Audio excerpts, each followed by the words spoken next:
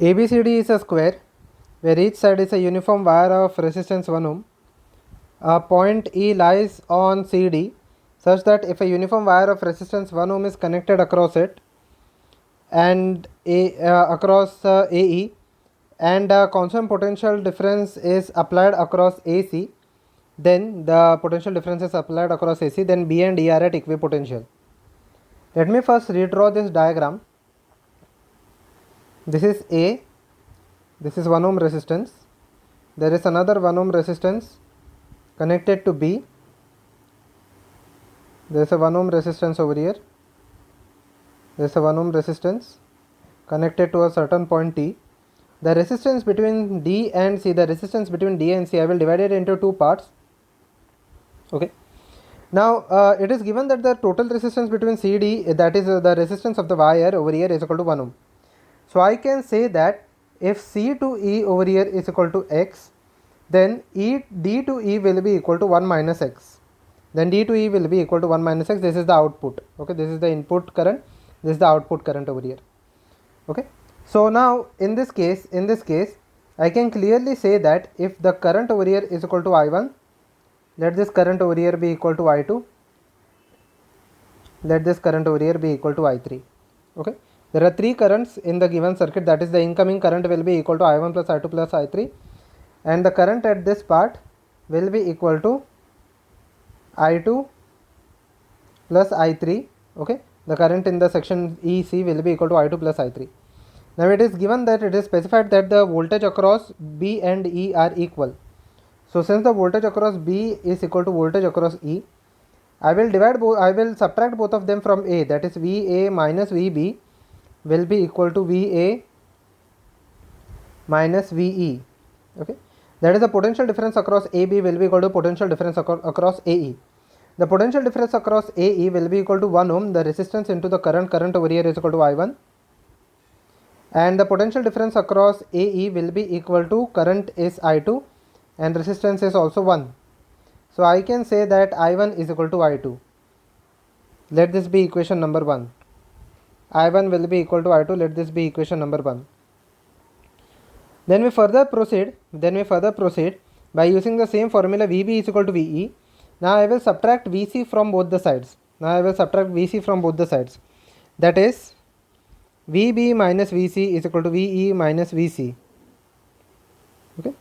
So this is equal to the current in VB is equal to over here, the current in VB is equal to the current in VB is equal to I1.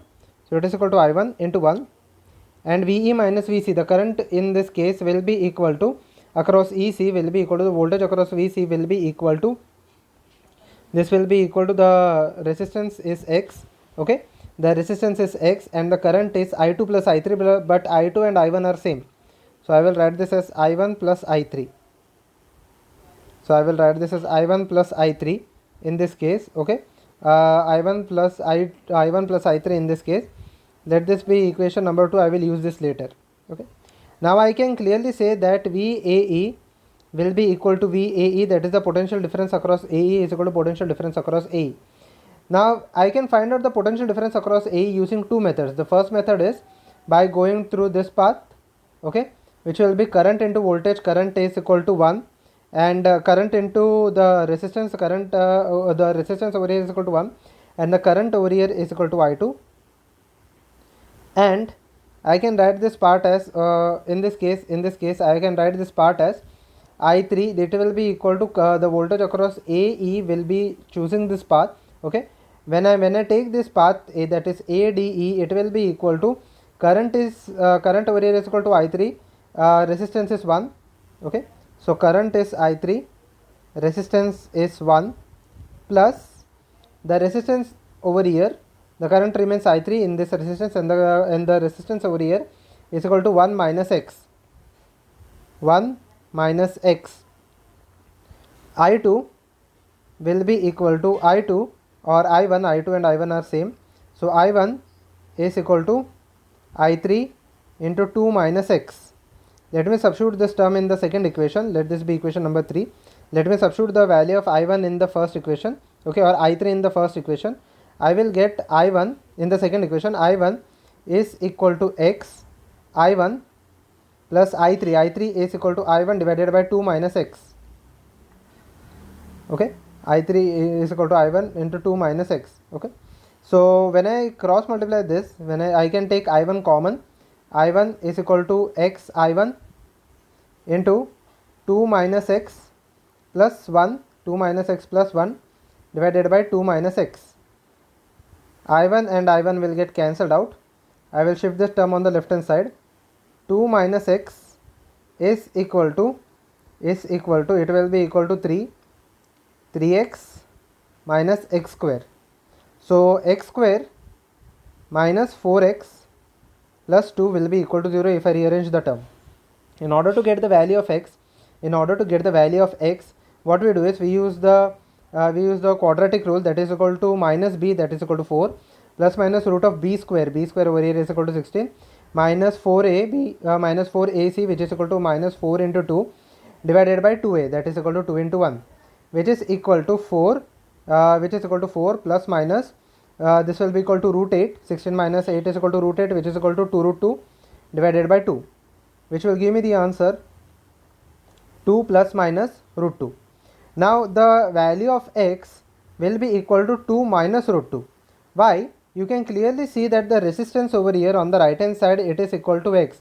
The resistance on the right hand side is equal to x, but the resistance on the left is equal to 1 minus x. So since resistance cannot be negative, 1 minus x cannot be a value smaller than 1. Okay, so this is possible only when x is smaller than 1. Okay, which implies if 1 minus x is a positive value, I have to take in consideration that x will be less than 1, which is possible only when it is 2 minus root 2. Okay, now x is equal to 2 minus root 2, we have got the answer.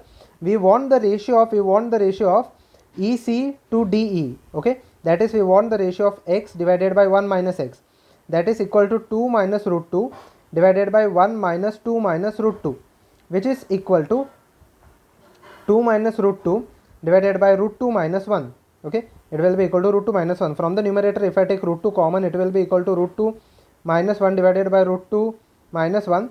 So this will get cancelled out. So the ratio will be equal to root 2, which is equal to option number D.